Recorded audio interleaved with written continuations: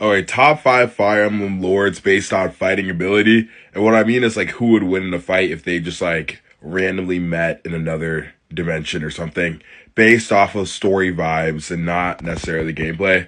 Honorable mention, we got Ephraim.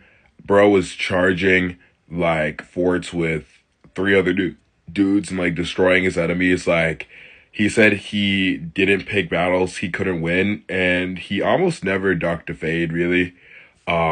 And he was ready for that smoke. And Leon had to sacrifice most of his soul to the Demon King and get his soul captured.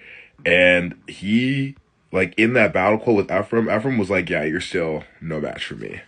Number five, we got Edelgard. Edelgard is crested up to heck, and this is not her, hegemon form. This is just regular her.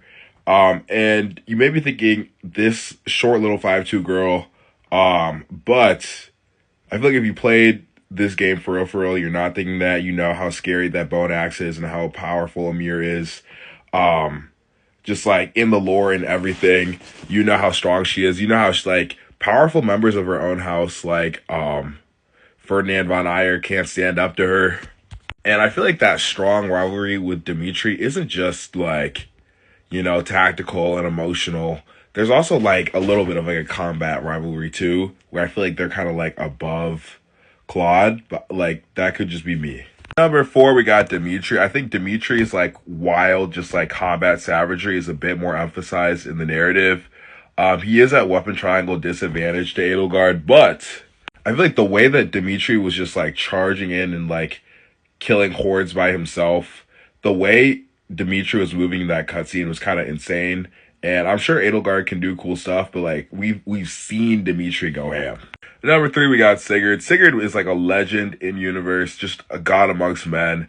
And the gameplay, he's definitely like that strongest in the series. But even just based off vibes in the story, Ephraim was conquering forts with three dudes. Sigurd was like conquering entire countries with like maybe like 10-ish. Like wild legendary hero for sure. Number two, we got Seliph, Sigurd's son. At the end, I just feel like the point of genealogy story seems to be like Seliph catches up to his dad at the end and even goes beyond him.